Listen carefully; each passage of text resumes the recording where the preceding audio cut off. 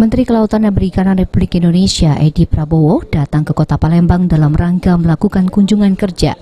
Salah satu lokasi yang dikunjungi ialah Pasar Induk Jakabaring. Dalam kunjungan kerja Edi ke Pasar Induk Jakabaring diantaranya untuk mengetahui kondisi ketersediaan ikan yang dijual oleh pedagang, mulai dari ketersediaan untuk dikonsumsi masyarakat dan juga tingkat kebersihan pasar. Edi juga menyempatkan diri melakukan diskusi dengan para nelayan yang melakukan aktivitas di laut. Dalam kesempatan itu, Edi akan mengupayakan untuk kebutuhan para nelayan mulai dalam segala aspek, diantaranya upaya memberikan BBM subsidi untuk nelayan, kemudian perizinan untuk melaut, dan kebutuhan yang lain.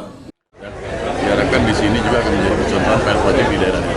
Saya pikir dengan TPI yang baru dibangun tadi Pak, apa perbaikan TPI kapasitas dan bukan baru dibangun, sudah lama. Kita hanya merehabilitasi dan melengkapi dari yang ada. Pendaratan ikannya juga kemarin 2 tahun lalu kita lihat ke sini sudah ada yang dibangun, terhadap pendaratan yang sempat rusak, sekarang sudah kita perbaiki.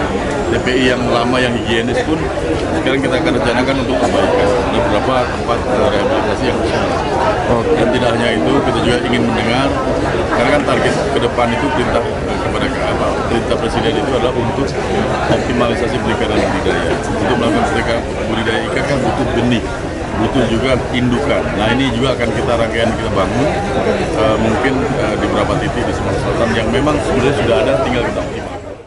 Ade Sunandar, PAL TV.